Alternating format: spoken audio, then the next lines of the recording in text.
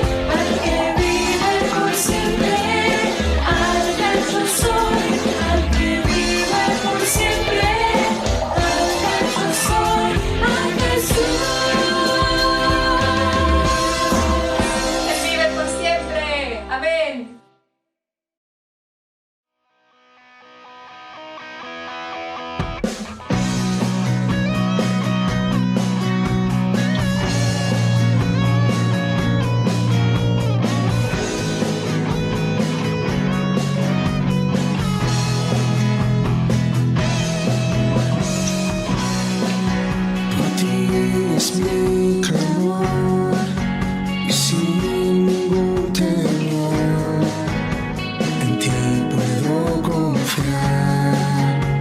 Bendito Jesús, hoy puedo escuchar tu voz de sanidad, restaurando mi ser. Bendito Jesús.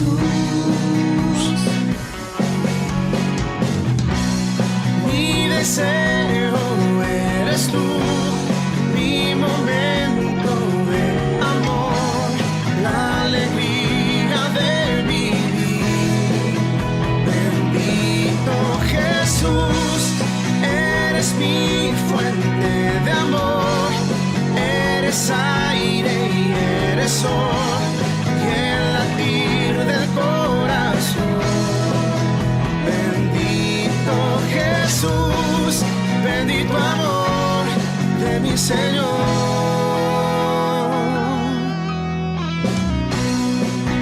Tu gracia y favor conmigo puedo ver, llenando hoy mi ser. Bendito Jesús, y hoy mi voluntad se rinde a tu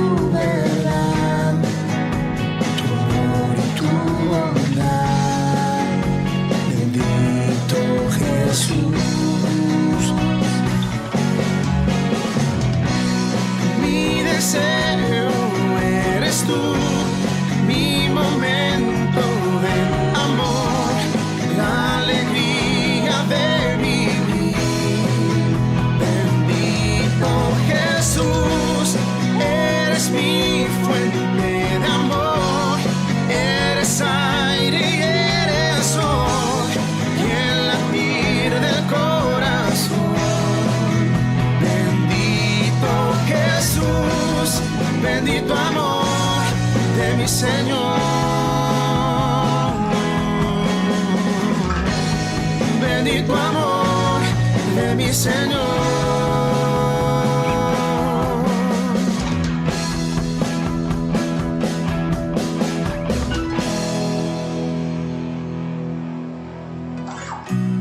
Mi deseo eres tú, mi momento de amor, la alegría de vivir. Bendito Jesús, eres mi fuente de amor, eres aire y eres sol, y el latir del corazón. Bendito Jesús, bendito amor de mi Señor.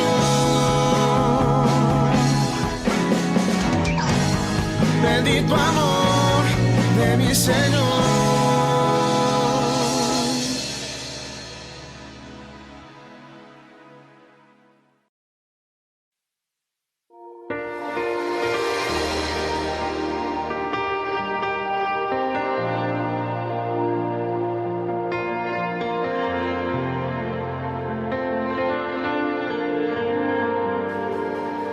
Aquí estás, debemos mover, te adoraré,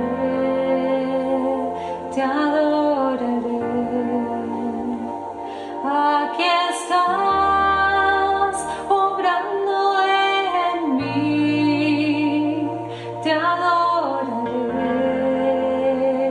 te adoraré.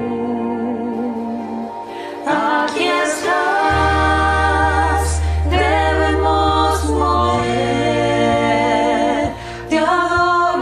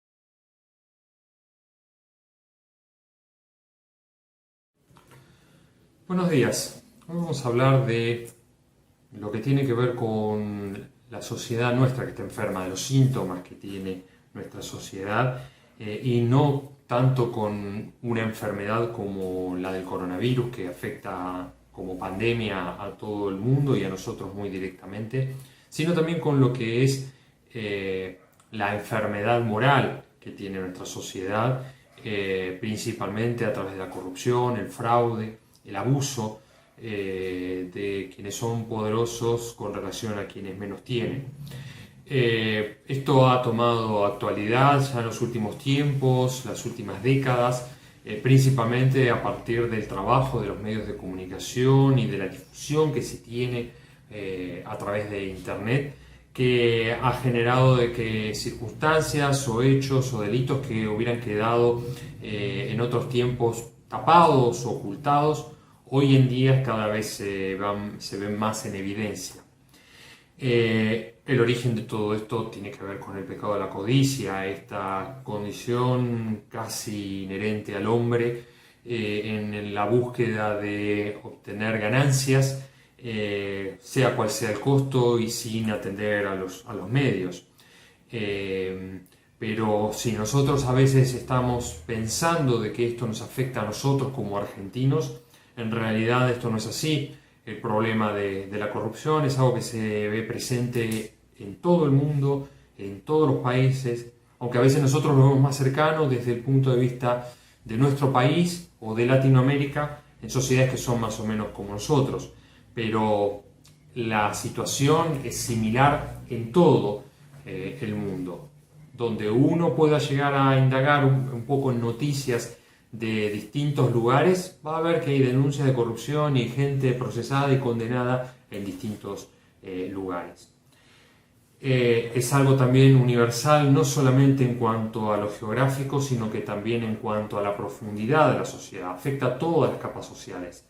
Y si muchas veces la situación es generada por quienes están en poder o quienes están en una situación preeminente con relación a poder político o poder económico o poder social, lo cierto es que también las personas que lo sufren también son de la sociedad en general, con lo cual podemos decir de que esto afecta a todas las capas sociales. Es algo también de todos los tiempos hubo actos de corrupción, actos de fraude, actos de engaño, actos que llevan a las personas a confiar en quienes van a terminar defraudándolos. Y también es algo que nos afecta a cada uno de nosotros, sea como ciudadanos, que a veces nos podemos llegar a ver involucrados como víctimas, o sea que también a veces hagamos caso omiso a esta situación y terminemos siendo también cómplices de esta situación. Lo cierto es que todo esto también genera consecuencias nefastas. La pobreza, la baja calidad institucional y la degradación social tienen muchas veces que ver con situaciones de corrupción o de fraude. Porque en definitiva todo lo que las personas hacemos siempre repercute en quienes tenemos a nuestro alrededor. Y cuanto mayor poder son quienes están ejerciendo actos delictivos, a mayor cantidad de gente va a afectar. El tema de la corrupción tampoco es nuevo, no es nuevo ni siquiera en la Biblia. Ya en el Antiguo Testamento había una advertencia divina contra el soborno de sacerdotes, funcionarios y jueces. Deuteronomio 16:19 dice: no pervertirás la justicia ni actuarás con parcialidad. No aceptarás soborno, pues el soborno nubla los ojos del sabio y tuerce las palabras del justo. Esto era el mandato divino en la ley antigua. En la ley de Moisés, esta era la orden que Dios le daba al pueblo. Pero también fue algo repudiado por los profetas. Más allá de que estaba escrito en la ley, lo cierto es que había pasado a ser una situación cotidiana y tolerada por las autoridades políticas y religiosas del momento. El profeta Amós, en Amós 5:12, dice: yo sé cuán numerosos son sus delitos, cuán grandes son sus pecados. Ustedes oprimen al justo, exigen soborno y en los tribunales atropellan al necesitado. Esto nos demuestra cuál es la situación en la que estaba el pueblo de Israel en aquellos tiempos. Y es algo que también en cierta medida Jesús enfrenta. Lo ha tenido que enfrentar en varios momentos. Es famoso su episodio cuando él ingresa al templo. En el monte del templo él se encuentra con las mesas de los cambistas en un acto donde eran realmente defraudadas las personas que iban a entregar ofrendas en el templo. Y él en ese enojo que siente sobre la utilización material y pecaminosa, sobre cosas absolutamente sagradas y a los ojos de Dios, él vuelca las mesas de los cambistas y los termina expulsando del lugar. Hay un episodio muy interesante que es cuando Jesús se encuentra con el recaudador de impuestos Zaqueo. Y dice la Biblia en Lucas 19 del 1 al 10 este episodio que es muy conocido, pero que nos demuestra hasta qué grado Jesús trataba con estas personas. Dice así: Jesús llegó a Jericó y comenzó a cruzar la ciudad. Resulta que había allí un hombre llamado Zaqueo, jefe de los recaudadores de impuestos, que era muy rico. Estaba tratando de ver quién era Jesús, pero la multitud se lo impedía, pues era de baja estatura. Por eso se adelantó corriendo y se subió a un árbol para poder verlo, ya que Jesús iba a pasar por allí. Llegando al lugar, Jesús miró hacia arriba y le dijo: Zaqueo, baja enseguida, tengo que quedarme hoy en tu casa. Así que se apresuró a bajar y muy contento recibió a Jesús en su casa. Al ver esto, todos empezaron a murmurar: ha ido a hospedarse con un pecador. Pero Zaqueo dijo resueltamente: mira, Señor, ahora mismo voy a dar a los pobres la mitad de mis bienes, y si en algo he defraudado a alguien, le devolveré 4 veces la cantidad que sea. Hoy ha llegado la salvación a esta casa, le dijo Jesús, ya que éste también es hijo de Abraham, porque el Hijo del Hombre vino a buscar y a salvar lo que se había perdido. Acá es interesante ver un poquito la situación que tiene que ver con el oficio del publicano. Es interesante que nosotros podamos ver cuál era el trasfondo de esto. ¿Y quién era Zaqueo, el publicano, el recaudador de impuestos, como se le dice? Los recaudadores de impuestos eran funcionarios que estaban al servicio del Imperio Romano. El Imperio Romano tenía una gran maquinaria burocrática y militar que tenía un gran peso económico y que necesitaba ser mantenido de alguna manera. Esto obviamente era mantenido a través de impuestos, y esos impuestos recaían sobre los pueblos que estaban oprimidos. De modo tal de que la necesidad de cobrar estos impuestos recaía sobre funcionarios que eran nombrados por el propio imperio a través de funcionarios que estaban por encima de ellos. Los magistrados nombraban a quienes iban a recaudar impuestos.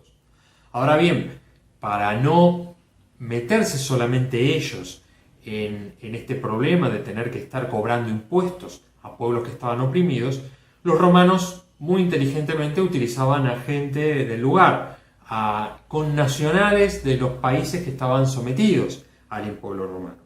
Entonces, estas personas dentro del pueblo judío, y así ocurría en todos los demás pueblos que pertenecían al dominio del imperio, eran connacionales de ellos.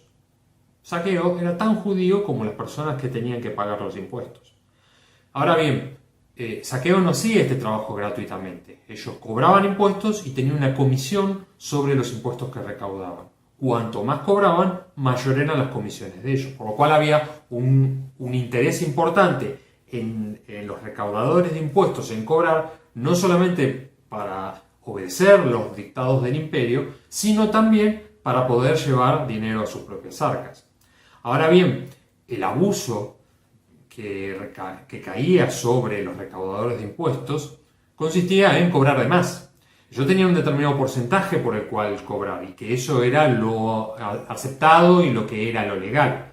El gran problema es que ellos cobraban en forma tramposa más de lo que hubiera correspondido cobrar. Por lo cual, la reputación de los recaudadores de impuestos, de los publicanos, eran obviamente odiados y despreciados por los propios judíos.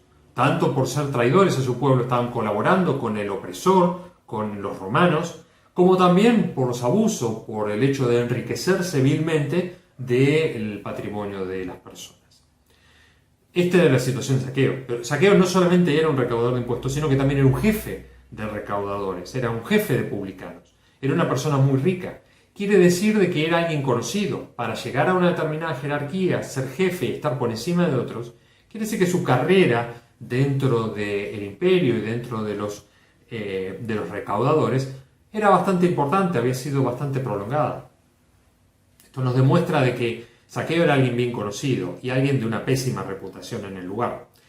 Así que este Zaqueo estaba en el lugar, estaba en Jericó cuando Jesús llega. En uno de tantos viajes, Jesús se acerca hasta esa ciudad, estaba pronto a entrar en Jerusalén en su último viaje y pasa por Jericó. Jericó es una ciudad que está a unos 10 kilómetros más o menos de la ciudad de Jerusalén y era camino prácticamente de paso hacia la capital.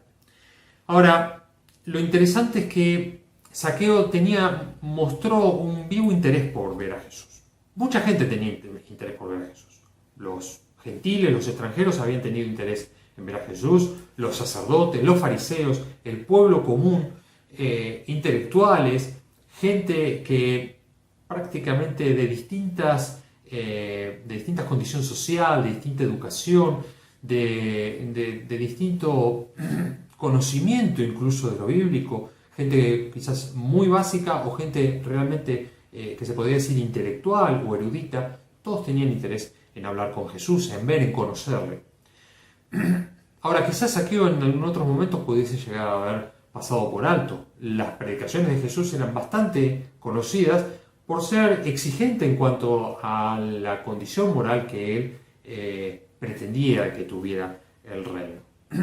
Pero seguramente Zaqueo se acercó, conociendo y sintiendo su condición espiritual caída.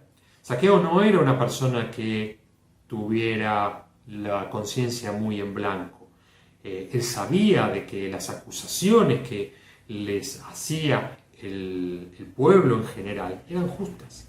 Él conocía de que estaba cometiendo un abuso, un fraude, de que él estaba metido en una maquinaria de corrupción y que él estaba participando activamente de ella, que se había enriquecido de eso y que probablemente eso lo hubiera llevado a aislarse, a que lo aislara. Él seguramente estaba solo, estaba en esa sociedad, en esa ciudad. Quizás era alguien visto desde lejos, alguien que no era deseado, alguien con el cual si iba por una vereda se iban a cruzar hacia la otra. Era alguien prácticamente indeseable dentro de ese lugar. Con lo cual, seguramente Zaqueo sintió de que a pesar de sus amplios recursos económicos, no se sentía satisfecho. Él necesitaba algo más de lo que tenía. Dinero ya tenía, conocimientos ya tenía, saber lo que tenía que hacer ya lo tenía, trabajo tenía, el favor de los romanos lo tenía, pero evidentemente había algo que le estaba faltando. Esto nos demuestra que también las personas con mayores recursos también necesitan a Dios. Principalmente si esos recursos no han sido obtenidos de manera legítima. Pero aún así, una persona que tenga sus recursos también necesita de Dios, porque las necesidades espirituales no se cubren con dinero. Quizás Zaqueo hasta ese momento estaba conforme con eso. Quizás Zaqueo hasta ese momento tenía presente que con el dinero y con el poder que le daba ese dinero podía satisfacer cualquier necesidad. Probablemente durante mucho tiempo haya estado en esa situación, pero que en un determinado punto él debe haber dicho: esto a mí no me satisface, y fue a buscar a Jesús. Se propuso buscar a Jesús y que no haya nada que se lo impida. O sea, Jesús estaba caminando y era prácticamente una marea humana la que lo estaba rodeando. Zaqueo lo demuestra la Escritura, que era una persona de estatura muy baja, era una persona bajita y no podía ver a Jesús. No solamente no llegaba desde lo físico a verlo, sino que es muy probable que tampoco le permitieran pasar hasta donde estuviera Jesús. No era alguien deseable estar cerca de Zaqueo. Pero él no iba a ver nada que le impidiera ver a Jesús. Ni la multitud, ni su estatura, ni las circunstancias físicas que se le pusieran. Si fuese necesario, él se iba a tener que subir a un árbol, él se iba a subir a un árbol. Y fue lo que hizo. Se subió a un árbol bastante fuerte como para sujetarlo, y desde ese momento lo pudo ver a Jesús y escuchar lo que estaba diciendo Jesús. Tampoco lo intimidó la multitud, que podría haber sido violenta con él. Él estaba dispuesto aún a sufrir los golpes o los insultos o las agresiones o el rechazo de quienes estaban alrededor de Jesús, de las personas que habían ido legítimamente a ver a Jesús lo que pasaba. Jesús vio esta situación y vio el interés de Zaqueo, pero seguramente vio más allá que el propio interés de Zaqueo, porque gente había mucha, y probablemente hubiese alguien más parado arriba de un árbol o viendo desde un balcón, o alguien desde un determinado punto más alto viendo que era Jesús.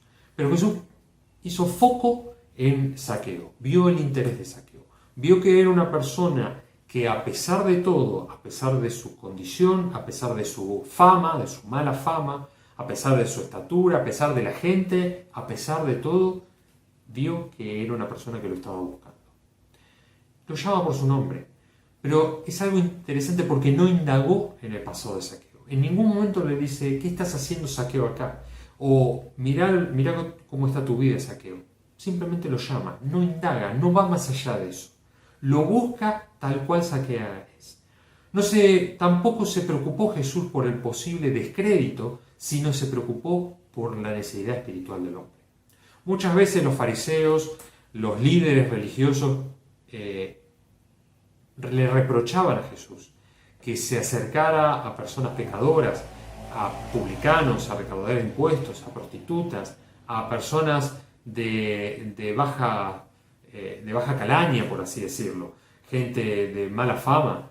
Él se acercaba a esas personas también porque sabía que tenían una necesidad, que más allá de la reputación, y aunque lo pudiese llegar a involucrar o a mancharlo, él igualmente estaba cercano a él. Lo llama de una forma familiar por su propio nombre. Le dice, Zaqueo, vení. No sabemos si fue conocimiento previo del nombre de Zaqueo o que simplemente a Zaqueo ya lo conocía de antes.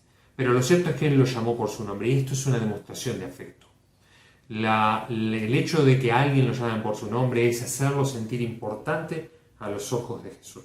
Él lo hace sentir importante. Una persona que era despreciada en ese momento pasa a ser importante para Jesús. Y lo honra yendo a su casa a hospedarse. Esto es importante, porque no iba a la casa de cualquiera. Nadie se invitaba a sí mismo a la casa de cualquiera si no era alguien que realmente mereciera ser visitado. Jesús era un maestro, todavía considerado por todos como un maestro de la ley, un rabí, como muchos le dicen. Y este rabí, esta persona importante, este profeta, este maestro, se acerca a una persona pecadora y va a su casa a hospedarse. Y acá hay un clic en Zaqueo. Zaqueo en ese momento recibe a Jesús en su casa, pero se produce su conversión, su arrepentimiento y su reparación. Seguramente después de recibir las enseñanzas de Jesús, acá no se nos dice, pero seguramente hubo un intercambio de palabras, una charla, una reconsideración, un momento en donde Jesús y Zaqueo pudieron meditar juntos, y Zaqueo se vio conmovido en su alma. Después de todo esto, él advierte su propia indignidad al estar en presencia del Mesías, al estar en presencia de este Jesús que le mostraba un camino mucho más elevado y mucho más de vida. Él en ese momento encuentra como que era necesario un cambio en su propia vida. Y él, en primer lugar, demuestra su conversión. Él se convierte inmediatamente. No necesita hacer grandes acciones, simplemente su propia manifestación nos demuestra que hubo un acto de conversión.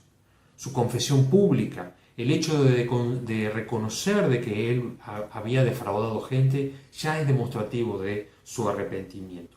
Pero además el ofrecimiento de su reparación. Él dice textualmente que ofrece a cada persona que haya defraudado 4 veces la cantidad de que haya sido víctima esa persona. La ley judía solo obligaba a devolver cuadruplicado si el robo era violento.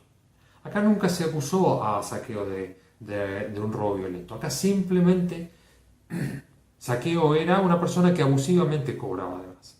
De acuerdo a la ley judía, alcanzaba con que devolviera lo que había defraudado más una quinta parte, un 20%.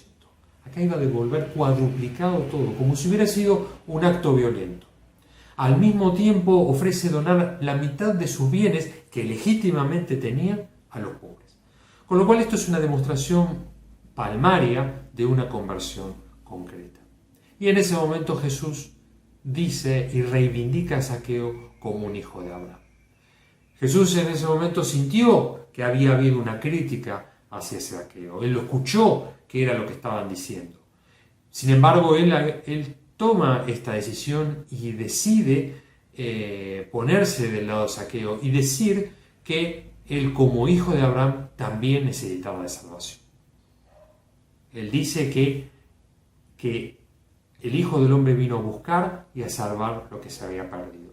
Que él estaba perdido, que Zaqueo estaba perdido, que iba a una condenación eterna, pero que él vino a buscarlo también a esta persona. A una persona desacreditada ante su pueblo, pero preciosa a los ojos de Dios.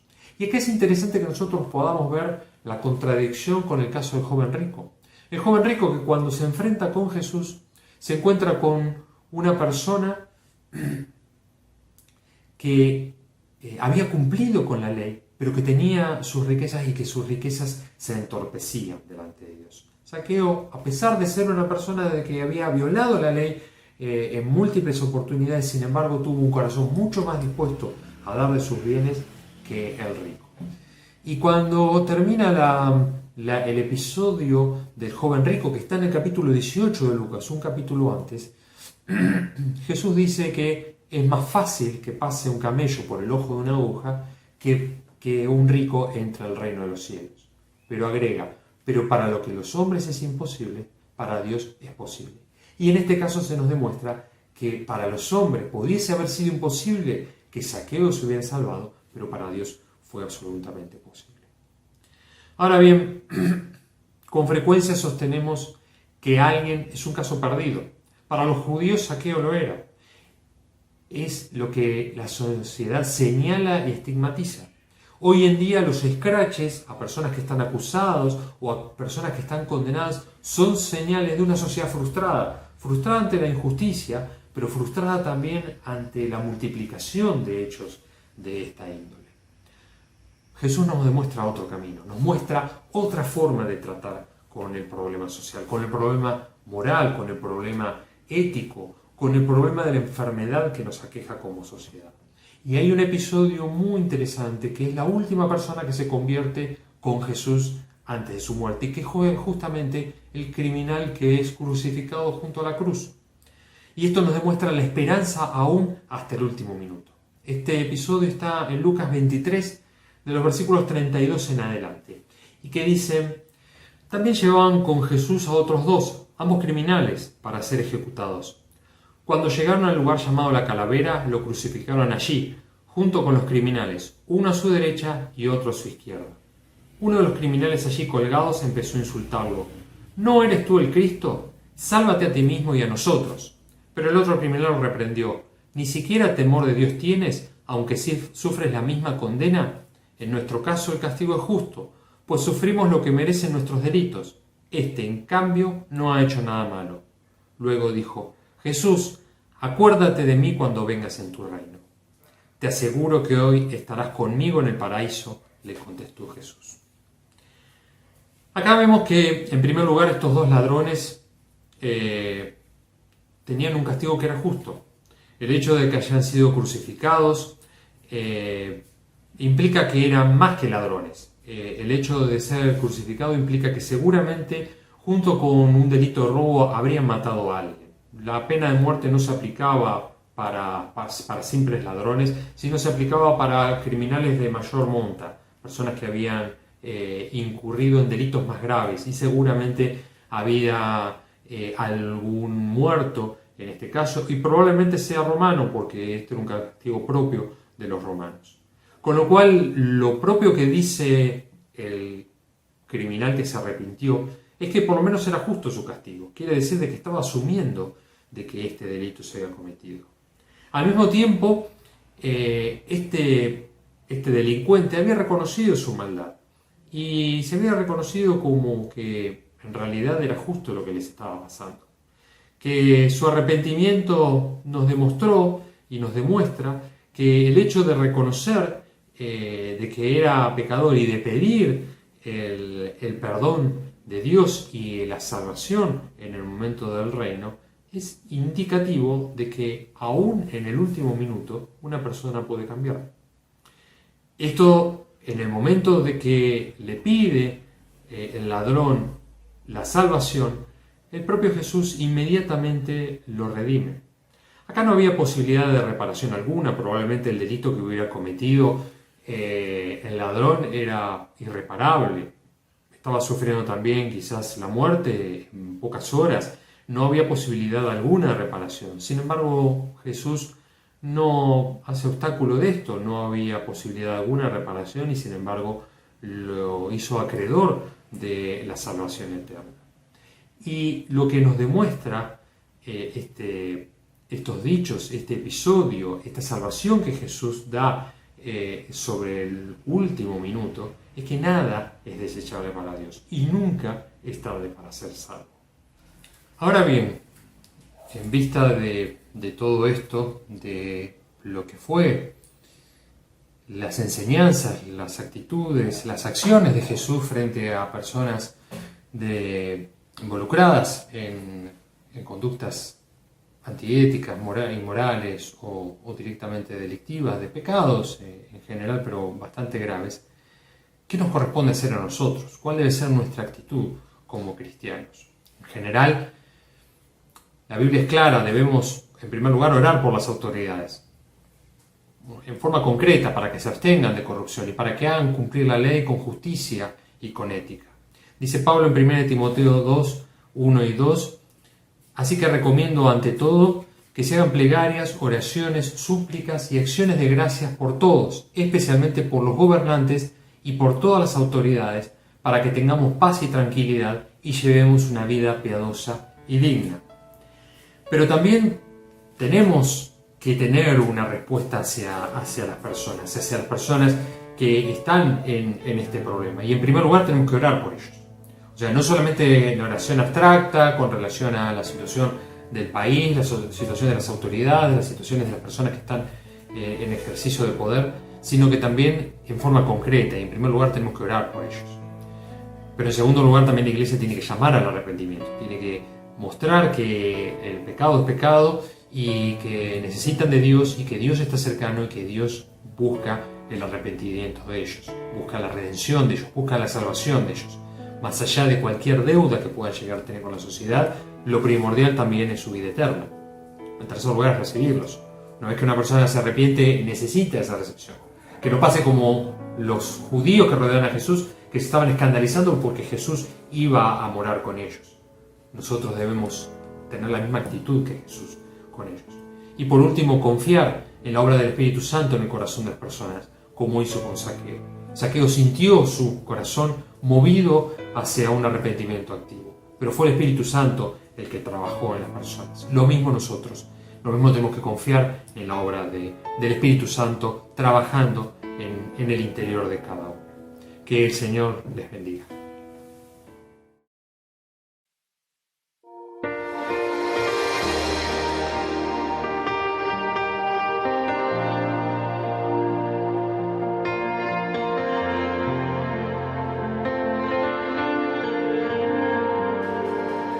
Aquí estás, debemos mover, te adoraré, te adoraré.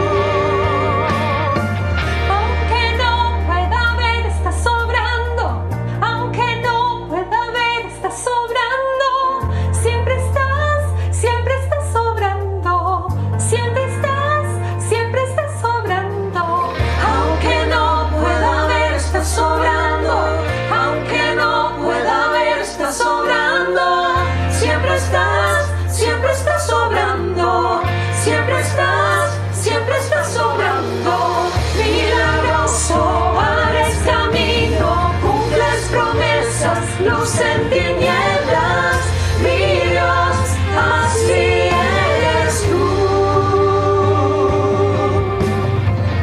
Milagroso, abres camino, cumples promesas, luz